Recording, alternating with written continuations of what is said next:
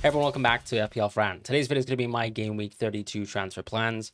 We're going to be discussing what information we have left to get in FPL and how that influences chip strategy. I still think my FPL chip strategy video is still highly relevant, so you could probably see it, up in the top right corner here. So have a look at that because it gives you a little bit more information, a little bit more of a deep dive in terms of what the information means, how we'll react to the information, what kind of chip strategy you'd like to go on. Now, for myself personally, I think I'm going to wildcard 32. This is based on the FA Cup going to plan. The FA Cup fixtures will happen in effectively 2 weeks' time. So the key thing to mention here is that teams are now, or players rather, are now going off on an international break. First of all, they can all get injured. Second of all, there's a lot of FA Cup fixtures when they come back to be played. And when those fixtures are done, you'll get the information very, very shortly in terms of who's going to go towards the semifinals, what doubles that could potentially create. And finally, when the Premier League sort of reschedules the games, which would be, postponements in Game Week 34, moving into double Game Week 33, you will get the information. I think personally, a lot of people want to see a wildcard 32 draft. I don't think it makes any sense for me to make a full-on wildcard 32 video. I can show you and I can share with you my draft for what would be a wildcard 32 at this moment in time with the team that I have and the team value that I have within my team. But it makes no sense to say that that's going to be anywhere near the final draft that I have. It also makes no sense to say that, wildcard 32 is locked in terms of, what doubles we're even expecting, right? Because I still think the City versus Liverpool game has the largest influence on chip strategy, but not only that, just in terms of how your team is set up. Now, that aside, let's just quickly review Game Week 31, which has been a pretty uneventful blank game week so far. I guess the irony is that this is a blank game week, so of course it makes sense Maguire has 0 points. Virgil blanked again, so that transfer just simply has not worked out. I've gotten 3 points from Virgil this week, which is okay. But the context was Richard's got 8 points more than Virgil, or 9 points rather, over the last 2 weeks. So it feels quite bad to only get 3 points from Virgil. I do think Brighton were convincingly better than Liverpool. And that was one of the fears in terms of when I looked at those 3 fixtures. The fixture that actually looked poor was the Brighton game. And so it doesn't help that Virgil's highest point haul under my sort of re-stewardship, I suppose, over the last 3 weeks, it was actually versus Brighton, where they conceded 2 goals. But that's life, and we just got to move on. I did make a transfer towards Lewis Hall, and I suppose this is just the classic FPL piece of sometimes you go too aggressive and it could work out. Sometimes you go under aggressive and it doesn't work out, right? So I guess in the circumstance of me going quite aggressive from a risk perspective in terms of captaincy, I did go for Wilson as a captaincy option. It did not work out. 4 points down on Bruno captainer. So that's not a massive gap. I don't have too much to complain there. However, I have, for example, not chosen to go Gordon, per my team selection video. I just ultimately decided that I think at least one rolled free transfer probably was going to help at least. Like, let's say if I had an injury in Game Week 32 and I wildcard in 32, and I wanted to get the bench boost off in 33, it's very unlikely that one free transfer probably leaves me in the best situation to have the best bench boost possible. So I wanted to have at least one free transfer in that situation. So I decided to roll, especially since I thought Maguire was going to play, and he did, of course. The problem is he did play. That's the problem. Gordon is still yet to play. Hall as well. I think they can both do fantastically. So we'll have to see what happens there. But, clearly going Gordon and not going Gordon, not being aggressive there hasn't really worked out in my favor. Going Wilson in terms of the captaincy did not really work out. I think Bruno got an assist. It is fair. I think I probably reacted a little bit, obviously sourly as a manager. I don't think it's too dissimilar, for example, to the Saka assist versus Wolves in terms of like how you factor in defensive touches. Ultimately, I guess people, or at least the FPL rules kind of suggest that an own goal is effectively a goal-scoring touch as opposed to a defensive touch, which I guess I'm not in the business of sort of debating that because I think they already have precedent this season to prove, I suppose, that the goal-scoring touch is just a goal-scoring touch, right? Even if it's an own goal, which semantically speaking, I'd say if you're scoring an own goal, it's more than likely just a defensive touch gone wrong as opposed to, a scoring action, but it is what it is. In terms of the midfield, Enzo continues to be so disappointing. He actually had a great shot versus Pickford, but Enzo and Ekitike this season, I mean, these two players, probably the worst finishers this season in the Premier League. I read a stat that Ekitike was the person who had the least conversion in terms of XG to G so far, so that's been nice. As far as Enzo, I think he's the midfielder with exactly that. So it's nice to have the two of them. And I think the one thing that will make me so happy to wildcard is to never see Maguire in my team again. To never see Ekitike potentially for the rest of the season. I don't know if I'm going to be wildcarding into Enzo. Chelsea look like an absolute mess. They could sack Rosinha and we could probably feel differently about Chelsea tomorrow or the day after. But it's kind of hard to sort of react right now to this Chelsea team.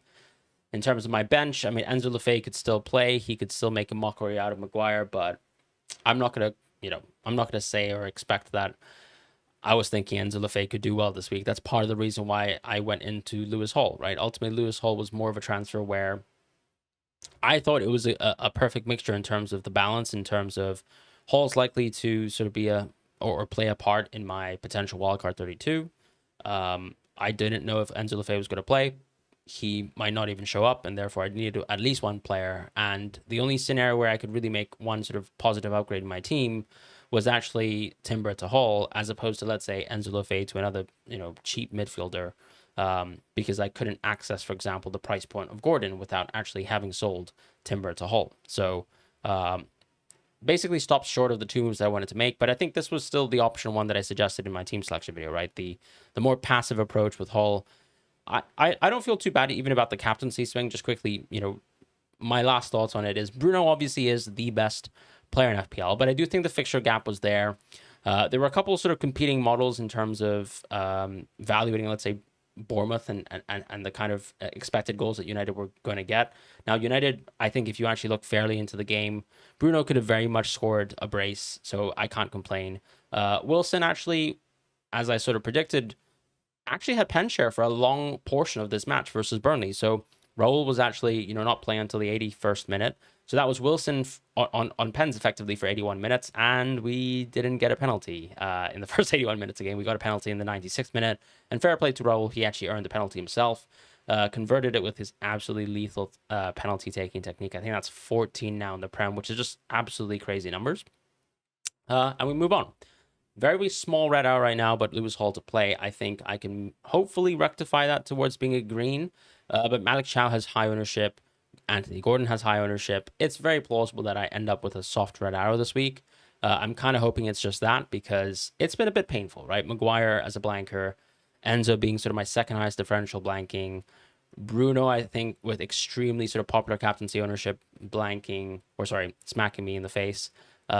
Versus Wilson, it's not been the best of weeks, and Ekitike, of course, the injury is just funny at this point.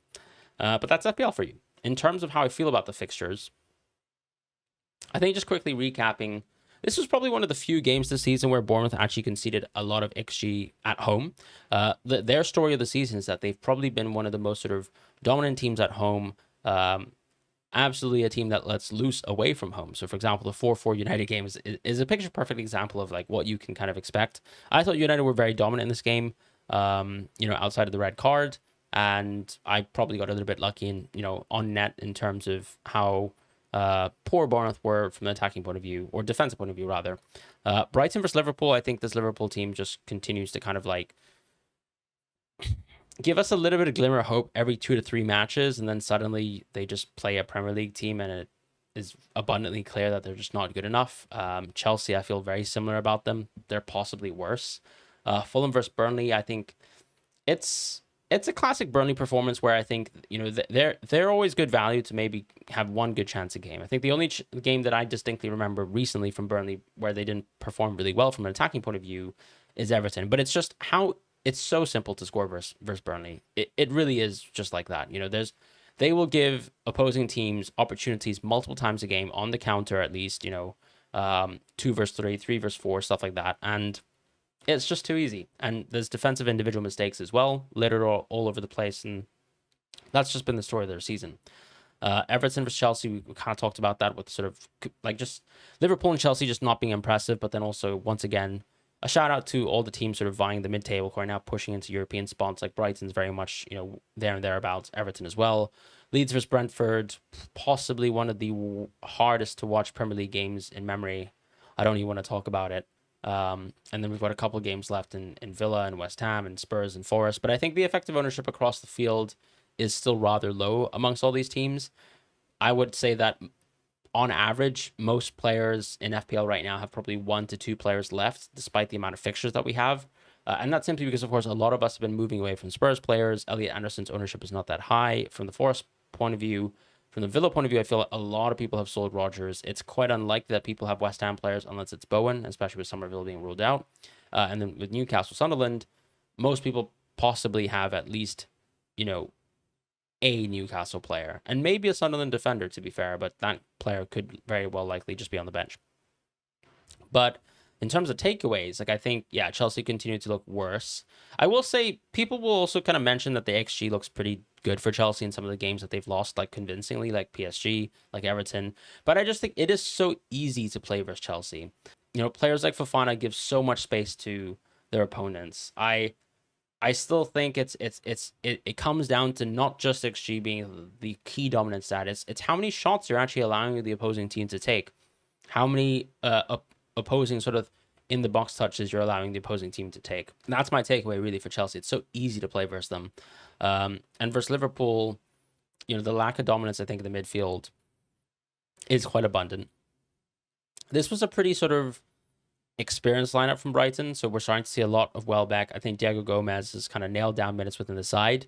I think the positive, looking at the Brighton game is if they really want to push on with the results this season and try to get the best finish possible from the Premier League, that's probably a good thing for the wild card, right? Because if you're setting up for the wild card and Brighton's one of the teams that has an extremely high chance of doubling, then actually you're going to benefit from just simply owning players like Welbeck or owning players like, I don't know, maybe a Diego Gomez who just has played more minutes than Mitoma and Minte as of late, and that could be a positive. But of course, there's effectively 3 wingers in the team. There's also Pascal Gross, who doesn't really interest me.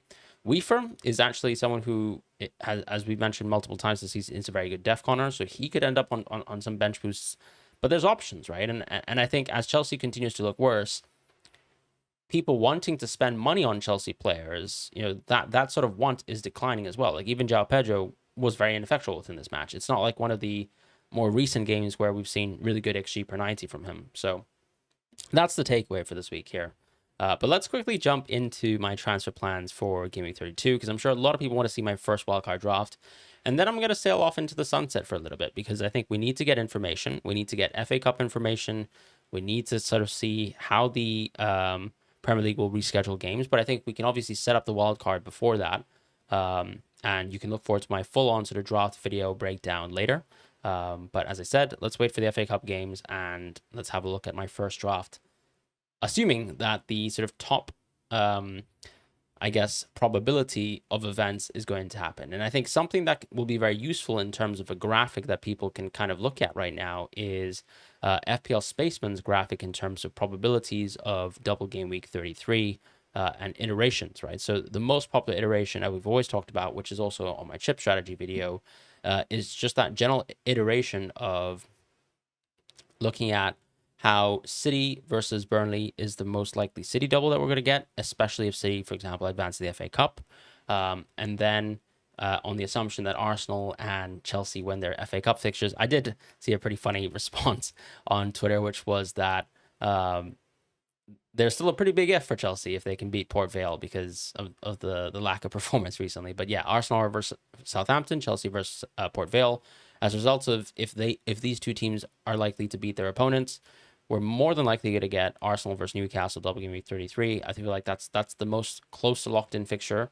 And then Chelsea versus Brighton seems very likely just based on how we would think the sort of TV broadcasters would like to reschedule games. So that's pretty much it.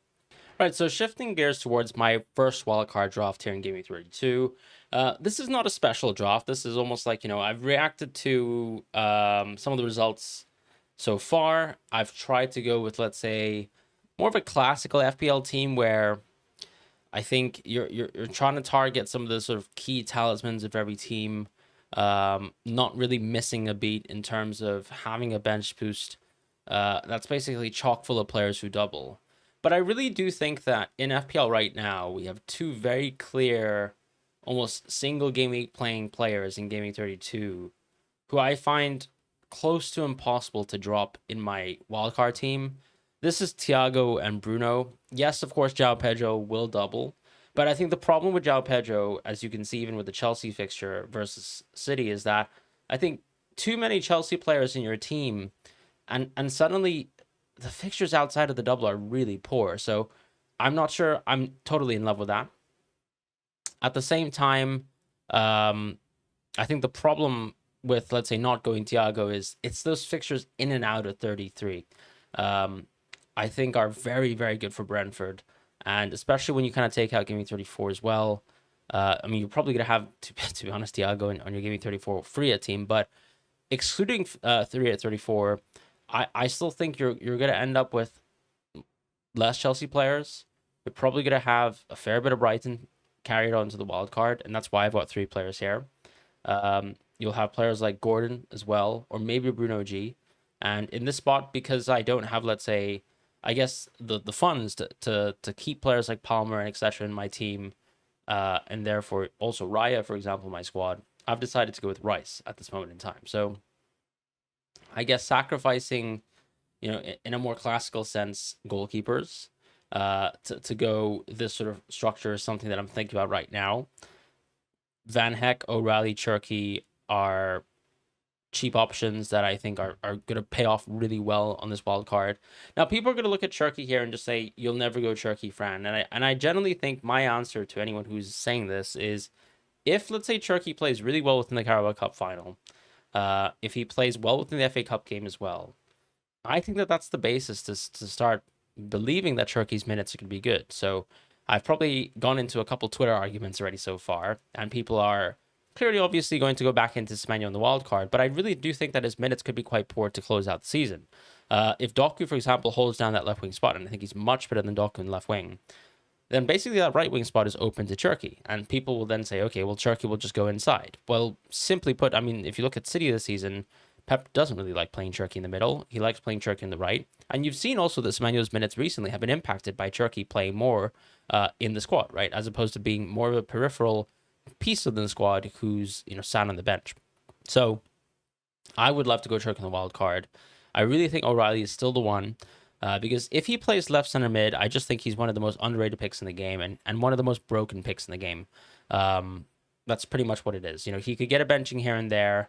I'll once again watch to see the cup final games, right? Or even just the quarterfinal games in the FA Cup too. Because yes, Nico O'Reilly did not play in the second leg versus Real Madrid. Probably it's because he played really poorly in the first leg, and I do think Pep kind of penalized his selection a little bit. One thing to mention is Guehi will also be suspended for the Carabao Cup final. So, well, not suspended, but he's not eligible. So there's nothing to read in terms of the center backs there. Kusanov doesn't have that much of a goal threat, even though I really like watching him play. Ruben Diaz, I mean, come on now. So yeah, I mean, City's a bit tough to pick from, and I think Cherky might be the pick that I really like. In Brighton, I think you've actually got so many options. You've got Van Heck, you've got Welbeck, you've got Verbruggen. I think Verbruggen makes the most sense in terms of how cost-effective he is as a goalkeeper, how many good Brighton games there are towards the end of the season. Because I think just from a fixture point of view, right? If you kind of look at teams like, let's say, a Brighton, and you look at their fixtures in and out of the games that are huge. So, for example, like the double game in 33, the free hit on 34. Generally speaking, I think Brighton's probably a team that I do have pretty good confidence in that can kind of close out the season quite strongly. They've got games like Wolves at home left. They've got, Chelsea at home. To be honest, that looks like a good game now. But of course, that's most likely going to be the double. They've got Newcastle away, and that's the only tough game I'd say, because then they've got Leeds away, which is still, I think, a pretty decent game, especially if you're kind of thinking about valuation of a clean sheet. And then they close the season with United at home, which at least that is a home fixture. So when I compare that to, let's say, Raya, obviously Raya is a lot better. But does it make sense for me to necessarily, let's say, I guess, ignore Rice or have another midfield spot in the team?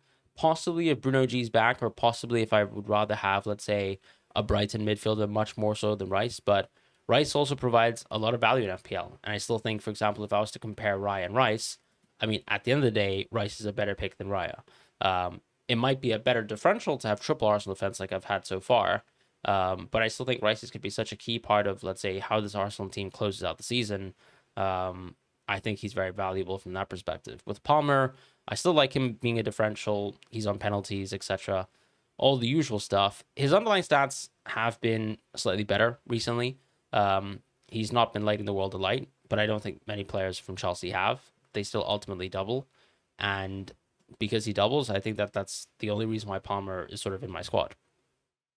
Later on, if let's say City were to double versus Palace, I think the biggest thing to think about is if you're wildcarding on GW32, you kind of need to save a couple free transfers for some Crystal Palace players if they're going to double on 36 or 35, right? Where if you've already used the bench boost, that's fine. But to improve your starting squad, you might actually move into these Palace players. I just don't really like going for Palace if the double game week 33 for Man City is going to be the Burnley double. So assuming that that's going to be the double, I'll probably go Estev as like the cheapest defender here. I haven't even mentioned him, but Dubravka and Estev will probably go in the bench boost. This is to accommodate players like Rice and players like Palmer.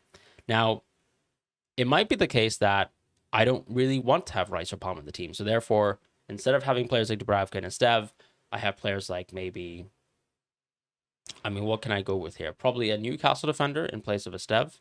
Probably Palmer or Rice out, and then going Raya, for example, could work out quite well for the squad. I think things are quite close, so it's kind of hard to say that I've completely set on, for example, one strategy or another, or certain players. But as soon as you, for example, take Palmer out of my squad, I guess the budget's all to play for myself. Now, I'm not going to lock in the wild card at this moment in time, but I just think that if I think there's really good value from some of the attackers, like for example, if I think Turkey's going to close out the season with really good minutes, I've got a reason to, for example, go cheaper on defense. Now, if I think, for example, Turkey is not available, towards my wildcard draft, then suddenly, of course, once you take Turkey out of this team, the squad is a bit more fragile, right? Because I probably have to move into players like Donnarumma in the goalkeeping position to spend more money there. It would also technically help me out, I guess, because if City were, let's say, to do a double-double, Donnarumma is probably a marginally better pick than, let's say, any of the other goalkeeping pairs that I can go with, because simply put, you just put yourself in a situation where you're saying, I'm going to have a goalkeeper who doubles twice. And no other goalkeeper actually has a chance of doing that, unless, of course, the flip side happens, which is if Liverpool advance the FA Cup, then actually maybe Dean Henderson is going to be, let's say, that classic wildcard 32 goalkeeper that kind of serves your purpose. So that's something to think about in terms of when you're building out this wildcard now. Does let's say Verbruggen actually make sense, or does Dubravka even make sense, or would you not rather just go Donnarumma and, for example, drop Turkey in my draft here? That's possible.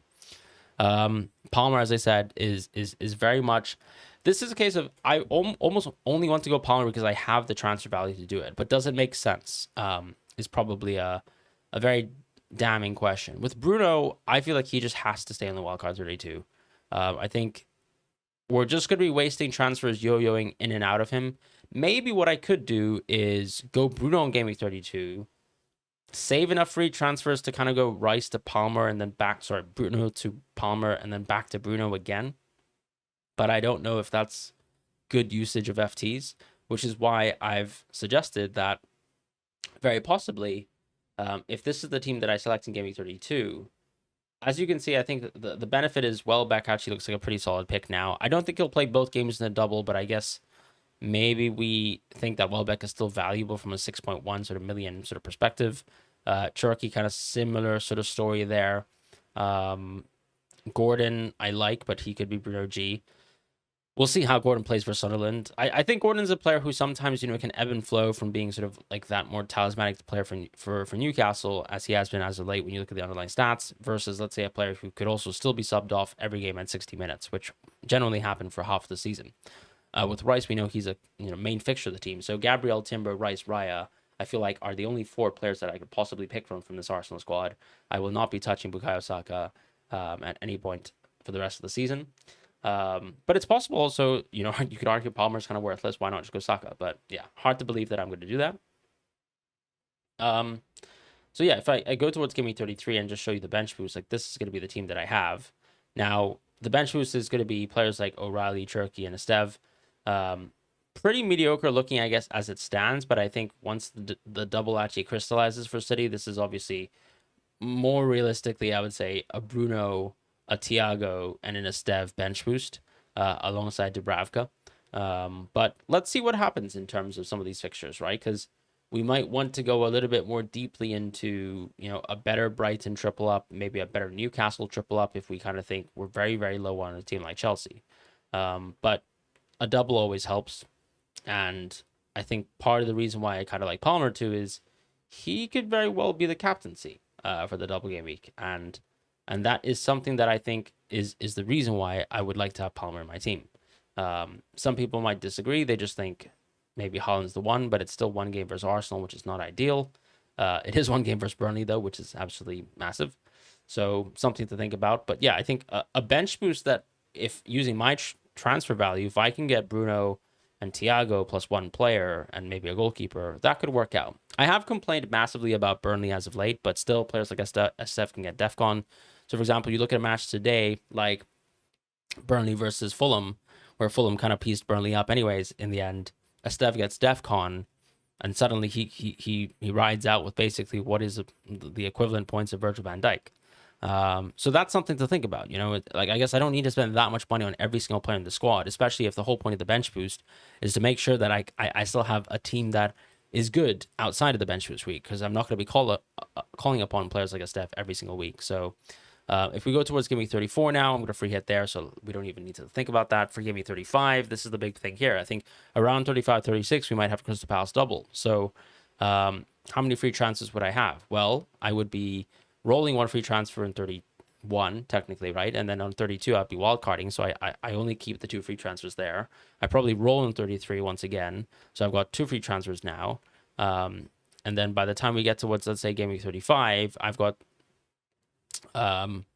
three FTs basically. So that could be, something that I could be sort of playing with.